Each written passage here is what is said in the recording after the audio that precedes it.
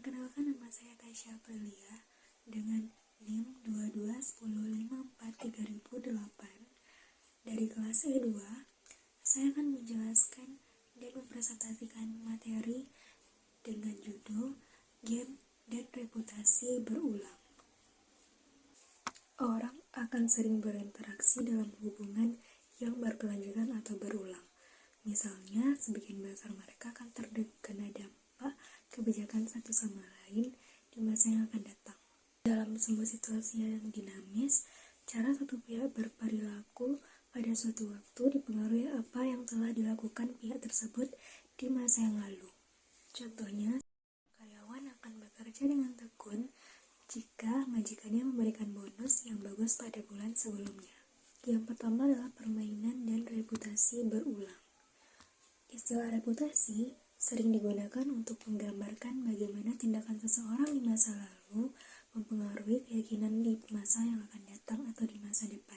Seperti jika saya bekerja dengan tekun dalam pekerjaan, orang akan mengatakan bahwa saya telah mendapatkan reputasi sebagai seorang pekerja keras. Begitu sebaliknya, jika saya lalai dalam pekerjaan, maka saya telah dapat menghancurkan reputasi yang telah saya bangun dengan baik.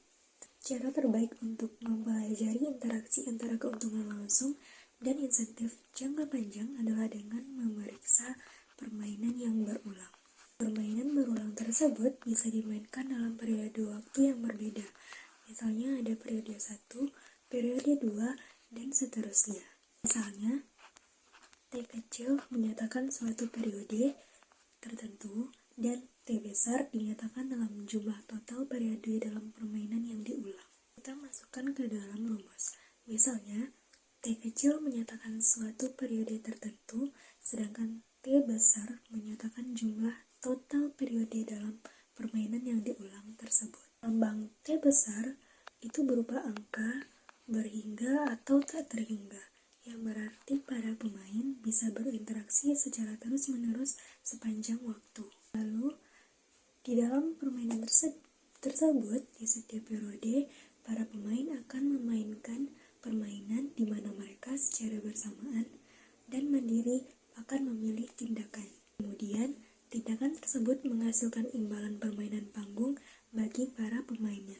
Tahapan permainan tersebut dapat dilambangkan dengan A, U, di mana A besar sama dengan A1 dikali A2 dikali titik-titik dikali A. Lalu ada imbalan. Imbalan dari keseluruhan permainan didefinisikan sebagai jumlah dari imbalan tahap permainan dalam periode 1 hingga T atau tak terbatas nantinya. Selanjutnya adalah game berulang 2 periode. Misalkan pemain 1 dan pemain 2 berinteraksi dalam 2 periode disebut periode 1 dan 2. Jadi, T besar sama dengan 2. Maka dapat kita asumsikan bahwa hasil permainan keseluruhan adalah jumlah hasil permainan panggung dalam 2 periode. Misalnya, jika A, X dimainkan pada periode pertama dan B, Y dimainkan pada periode kedua, maka bayaran pemain 1 adalah 4 ditambah 2 sama dengan 6, sedangkan hasil dari permainan 2 adalah 3 ditambah 1 sama dengan 4. Setiap titik pada grafik berhubungan dengan jumlah dari dua hasil permainan tahap. Misalnya, vektor hasil 3,5 dapat dicapai jika A, Z dimainkan pada periode pertama dan B, Y dimainkan pada periode kedua. Hasil pembayaran yang sama jika B, Y dimainkan pada periode pertama diikuti oleh A, Z yang bisa dilihat dari gambar tersebut. Pada periode pertama, pemain 1 memilih antara A dan B dan pemain 2 memilih X, Y atau Z. Kemudian setelah saling mengamati tindakan satu sama lain pada periode pertama, para pemain kembali memilih dari A, B dan X, Y, Z. Karena setiap pemain mengetahui apa yang terjadi pada periode pertama, pilihannya pada periode kedua dapat dikondisikan pada informasi tersebut. Karena setiap pemain telah mengetahui apa yang terjadi pada periode pertama, maka pilihannya pada periode kedua dapat dikondisikan pada informasi tersebut. Misalnya, pemain 1 dapat memutuskan untuk memilih A pada periode kedua jika dan hanya jika A, X, atau B, Y dimainkan pada periode pertama. Jika tidak, dia akan memilih D. Seperti biasa, informasi pemain diwakili oleh kumpulan informasi yang mereka dapatkan. Pada gambar di atas bisa dilihat bahwa pada periode kedua, pemain dapat mengumpulkan 6 informasi. Dengan kata lain, setiap pemain mempunyai 6 keputusan yang harus diambil pada periode 2. Apa yang harus dilakukan jika periode 1 adalah A, X? Sedikit informasi, kita dapat menyederhanakan pencarian dengan mengenali satu hal penting, yaitu setiap keseimbangan harus menentukan bahwa pada periode kedua, para pemain memilih profil tindakan yang merupakan keseimbangan nas dari permainan tersebut. Sedikit catatan, kita dapat menyederhanakan pencarian dengan mengenali satu hal penting, yaitu setiap keseimbangan harus menentukan bahwa pada periode kedua, para pemain memilih profil tindakan yang merupakan keseimbangan nas dari permainan panggung tersebut. Dengan kata lain, dengan menuliskan hasil kelanjutan setelah dikurangi hasil permainan tahap periode 1, permainan tersebut telah ekuivalen dengan permainan tahap. Dan dengan demikian, mereka mempunyai keseimbangan nas yang persis sama. Setiap permainan yang dimulai pada periode 2 memiliki himpunan keseimbangan nas yang sama karena permainan ini memiliki matriks. Setiap permainan yang dimulai pada periode 2 akan memiliki himpunan keseimbangan nas yang sama karena permainan ini memiliki matriks di mana hasil permainan panggung pada periode pertama ditambahkan ke setiap sel permainan panggung. Atau cara yang lainnya bisa dengan hal ini adalah ketika periode pertama selesai, maka pembayaran dari periode pertama akan hilang. Apapun yang didapat pemain di babak kedua itu merupakan tambahan dari apa yang sudah mereka terima di babak pertama.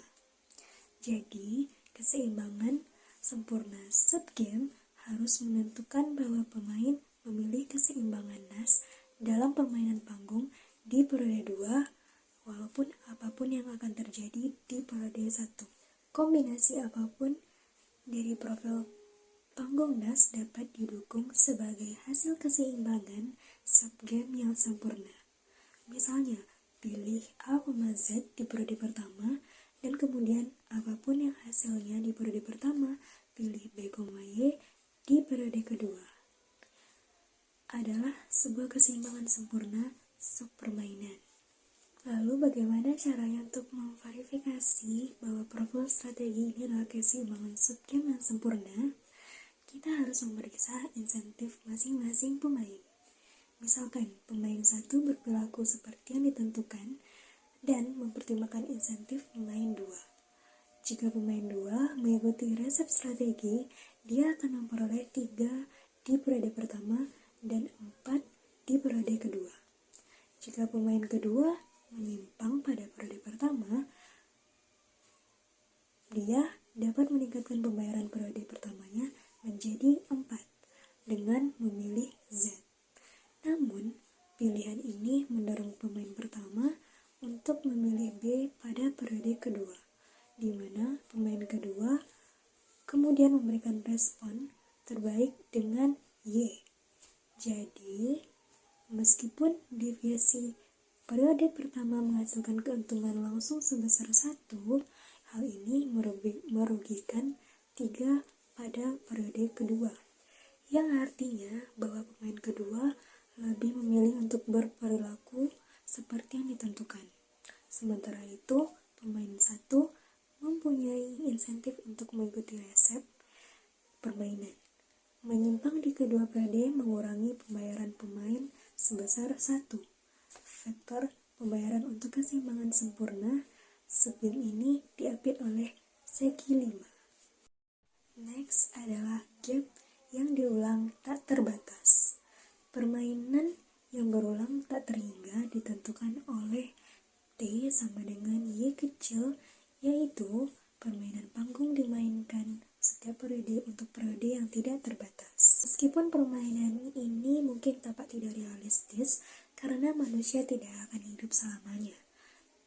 Tapi permainan yang diulang-ulang tanpa batas berguna untuk memodelkan beberapa situasi di dunia nyata. Kita pertimbangkan sebuah permainan yang berulang tanpa batas dengan diskon, di mana hadiah dalam permainan panggung diskon seiring berjalannya waktu. Untuk menunjukkan faktor diskon di kedua pemain, kita gunakan angka antara 0 dan 1 saat membandingkan pembayaran yang diterima hari ini dengan pembayaran yang akan diterima besok atau periode berikutnya. Kita mendiskon pembayaran besok dengan mengalihkannya dengan faktor diskon. Pembayaran yang diperoleh 2 periode dari sekarang didiskontokan oleh D2. Pembayaran yang diperoleh 3 periode dari sekarang didiskontokan oleh D3. Dan seterusnya akan berlanjut. Untuk permainan berulang, kita harus menghitung jumlah aliran hadiah yang didiskon. Misalnya, seorang pemain dapat memperoleh 1 unit setiap periode. Untuk permainan berulang, kita harus menghitung jumlah aliran hadiah yang didiskon. Misalnya, seorang pemain dapat memperoleh 1 unit setiap periode untuk jumlah periode yang tidak terbatas. Untuk menjelaskan kalimat reputasi ini, kita dapat mengkaji jenis strategi sederhana lainnya yang disebut strategi pemicu. Strategi pemicu ini ada 2. Yang pertama sering disebut profil kooperatif dan yang kedua disebut profil hukuman. Profil hukuman diasumsikan sebagai profil pendukung NAS. Dalam keseimbangan atau trigger strategi, para pemain diharapkan memainkan profil kooperatif di setiap periodenya. Namun, jika salah satu atau keduanya menyimpang dari profil kooperatif, maka mereka akan memainkan profil hukuman selanjutnya. Dengan kata lain, menyimpang dari profil kooperatif ini akan menghancurkan reputasi pemain dan akan memicu profil hukuman selama sisa permainan. Analisis kesempurnaan subgame mengharuskan kita untuk melihat sejarah di mana salah satu atau kedua pemain memilih D pada suatu saat sebelumnya. Setelah sejarah seperti itu, strategi pemicu suram dapat menentukan permainan D. Bahwa karena D, D adalah profil panggung NAS, pemain di sana tidak memiliki insentif untuk menyimpang dari pemicu suram dalam keadaan darurat seperti saat itu. Oleh karena itu, kita cukup memeriksa penyimpangan tunggal dalam 2 jenis kemungkinan. Yang pertama, yaitu setelah sejarah di mana C, C selalu dimainkan, dan yang kedua, ketika setelah sejarah di mana salah satu atau kedua pemain memilih D pada suatu titik. Permainan yang berulang-ulang ini menunjukkan bahwa kesabaran menghargai masa depan sangat penting untuk membangun reputasi yang efektif. Ketika mempertimbangkan apakah akan membelut dalam suatu periode, para pemain mempertimbangkan kerugian di masa depan yang akan diakibatkan oleh tercorongnya reputasi mereka. Pemain yang sabar, mereka yang memiliki faktor diskon tinggi, sangat peduli dengan keuntungan di masa depan. Oleh karena itu, mereka tidak ingin merusak reputasi mereka demi keuntungan jangka pendek. Selanjutnya adalah pembayaran equilibrium ditentukan dengan diskon rendah. Keseimbangan ini tidak terlalu kooperatif dan menghasilkan keuntungan yang rendah jika dibandingkan dengan profil pemicu yang suram. Pada bagian ini, saya akan menunjukkan bahwa tergantung pada faktor diskon. Bisa dilihat lagi pada gambar sebelumnya, itu menggambarkan himpunan hasil permainan berulang dalam bentuk rata-rata per periode. dengan mengalikan jumlah potongan hasil dengan 1YD. Untuk belah ketupat yang dibentuk dengan menghubungkan titik-titik 4,4, Y2,6, 0,0 dan 6,Y2 adalah penting karena vektor pembayaran apapun di alam atau di tepi berlian dapat diperoleh sebagai pembayaran rata-rata jika pemain memilih urutan yang tepat, seperti gambar di samping ini. Jika dia mendekati 1, maka vektor pembayaran rata-rata ini mendekati 1. Cukup masukkan D sama dengan 1 untuk melihat ini. Dengan telah mempertimbangkan serangkaian kemungkinan hasil permainan berulang, kita dapat menentukan apakah vektor hasil tertentu dapat didukung atau tidak dari hasil keseimbangan sempurna subpermainan tersebut. Jika salah satu atau kedua pemain telah menyimpang dari resep ini di masa lalu, pemain harus kembali ke profil panggung NAS D, D selamanya.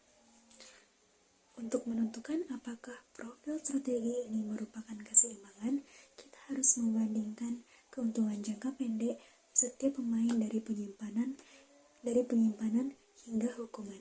Jika pemain 2 curang dengan membalot, maka dia memperoleh keuntungan jangka pendek sebesar 6Y4 sama dengan 2. Nilai kelanjutannya yang dimulai pada periode berikutnya atau periode genap maka akan menjadi 0 karena pemain tersebut telah membuat curang setelahnya.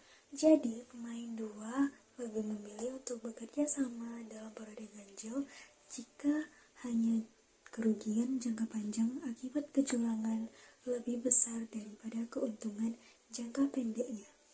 Faktanya, titik manapun pada tepi atau bagian yang dapat didukung selama 2 kondisi terpenuhi. 1. Setiap pemain memperoleh lebih dari 0 dan 2. Setiap faktor diskon cukup mendekati 1.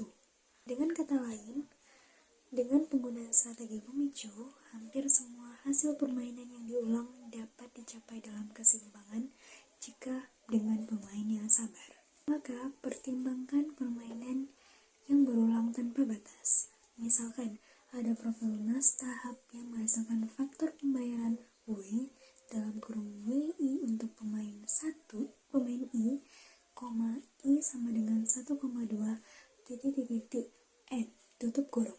Misalkan, V adalah rata-rata hasil per periode yang memungkinkan sehingga VI lebih besar dari WI untuk setiap pemain I. Vektor V dapat didukung secara sembarang oleh keseimbangan NAS subgame sempurna jika D cukup mendekati 1. Sekian hasil presentasi dari materi game dan reputasi berulang yang dapat saya sampaikan. Apabila ada salah dan janggal mohon dimaafkan. Assalamualaikum.